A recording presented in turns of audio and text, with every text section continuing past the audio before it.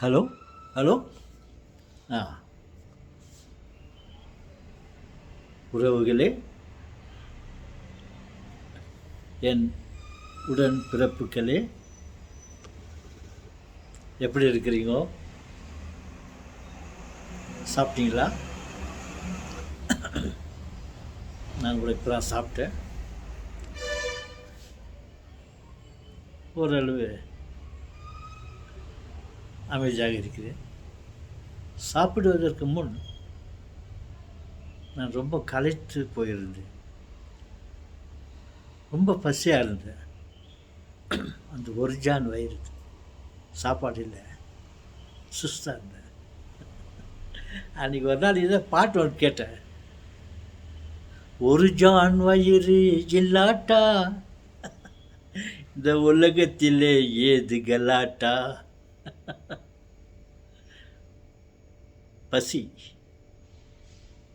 பசி வந்தால் பத்தும் பறந்து போகும்.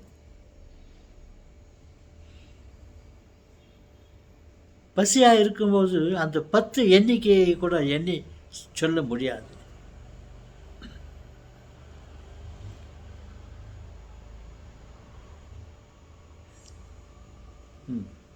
பாருங்க, சில சமயத்தில் நம்ம சாப்பாட்டை ரொம்ப விரயம் பண்ணுறோம், வீணாக்குகிறோம். பசியில் வாழ்கிறாங்க. நானே கொஞ்ச நேரத்துக்கு முன்னாடி ரொம்ப பசியாக இருந்தேன்.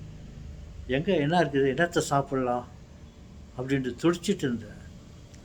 அப்படி இருக்கும்போது நிரந்தரமாக ரொம்ப பேர் பசியாக இருக்கிறாங்க. சிலர் நிரந்தரமாக வயிறு நிறையா சாப்பிட்டுட்டு நல்லா இருக்கிறாங்க. உணவை நம்ம விரயம் வேஸ்ட் பண்ணக்கூடாது. நான் சின்னத்தில் ஒரு பள்ளிக்கூடத்தில் படிச்சுன்னு இருக்கும்போது என்னுடைய தமிழ் ஆசிரியர் சொல்லுவார். என்ன சொல்லுவார்னா, 4 நல்ல கடலக்கொட்டையோட ஒரு 4 நல்ல கடலக்கொட்டை, கிரவுண்ட்நட், வேர்க்கடலை, அந்த 4 கடலக்கொட்டையோட ஒரு சொத்த கடலக்கொட்டை இருந்துச்சுன்னா அதை சேர்த்து சாப்பிட்டுட்டு அதை வீணாக்காது அப்படின்னு சொல்லுவார். இவ்வளோ தப்பாக சொல்கிறாரு, சொத்த கடலக்கொட்டையை கூட சாப்பிட்டுன்றாரு. 4 கடலக்கொட்டையோட ஒன்று எடுத்து சாப்பிட்டுப்பா, ஒன்றும் ஆகாது. ஆனால் 4 கடலக்கொட்டையில் ஒரு சொத்து கடலக்கொட்டை இருக்குதுன்ட்டு 4 கடலக்கொட்டையை விசிறாச்சிடாது அப்படின்னாரு. எனக்கு இன்னும் ஞாபகம் இருக்குது. அன்றைக்கி ஒரு நாள் நான் அப்படியே நடந்து போயின்னு இருந்தேன். அப்போது ஒரு மரத்து அடியில் ஒரு கிழவனார், வயதான மனிதர், ஸ்லிப்பர் ஷூவெல்லாம் ரிப்பேர் பண்ணியிருந்தார். அவன் அருகில் அவருடைய பேர குழந்தை, ஒரு பெண்மணி, ஒரு குழந்தை அந்த தாத்தாவை தொந்தரவு பண்ணிருந்துச்சு. ಏಯ್ என்ன ಏನು ಬೇಕು ತಾತ, ನನಗೆ ನೀರು ಬೇಕು, ಕುಡಿಯೋದಕ್ಕೆ ನೀರು ಬೇಕು, தண்ணி வேணும், எனக்கு தண்ணி தாகமாகுது. அவர் என்ன பண்ணார், இங்கே இந்த செருப்பு தைக்கிறதுக்கு வைக்கும்போது இந்த செருப்பு தோலுங்கெல்லாம், செருப்பு லெதருங்கெல்லாம் கொஞ்சம் ஸ்டிப்பாக இருக்கும்.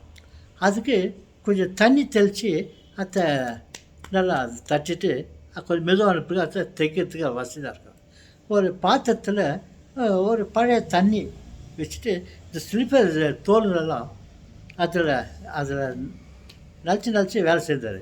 இந்த பொண்ணு தண்ணி கேட்டவுடனே அவர் கவலைப்படல, அந்த தட்டில் இருக்கிற தண்ணி எடுத்து கொடுத்தாரு. அந்த பொண்ணு குடிச்சிட்டு அது விளையாடிருந்துச்சு. இவர் வேலை செய்தார். அடுத்த நாள் பார்த்தேன், சில நாட்களுக்கு பிறகு பார்த்தேன், அந்த குழந்தை நல்லா விளையாடினுக்குது, தாத்தா தானாக வேலை பண்ணிக்கிறார்.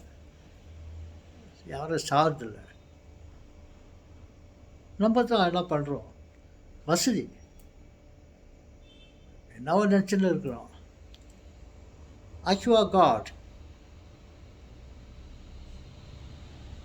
ஃபில்டர் பண்ண தண்ணி, அது நேற்று தண்ணியாக வேணாம் ஊற்று கீழே அப்படின்றா நம்ம வேஸ்ட் பண்ணுறோம். முடிஞ்ச அளவுக்கு உணவுப் பொருட்கள் தண்ணியை நம்ம வேஸ்ட் பண்ணாமல் இருக்க பழகிக்கலாம்.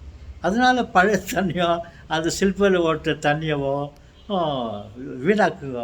பழைய சாப்பாட்டை கொச்சிடுங்க சொல்ல முடிஞ்ச அளவுக்கு.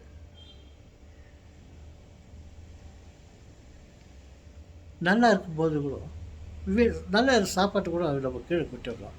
அப்படிலாம் இல்லாமல் பார்த்துனா நல்லது.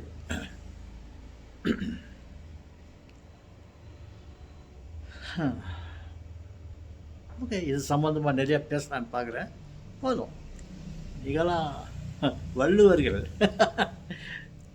ஞானிகள். நான் ஒரு வார்த்தை சொன்னால் அதை நன்றாக புரிந்து கொள்ளும் தன்மை உங்களுக்கு இருக்கிறது. என் உடன்பிறப்புகளே, உங்களை பற்றி நான் ரொம்ப சந்தோஷப்படுறேன். ஓகே, நான் சொன்னது புரிந்து கொண்டிருப்பீர்கள் என்று நினைக்கிறேன். மீண்டும் சந்திப்போம்.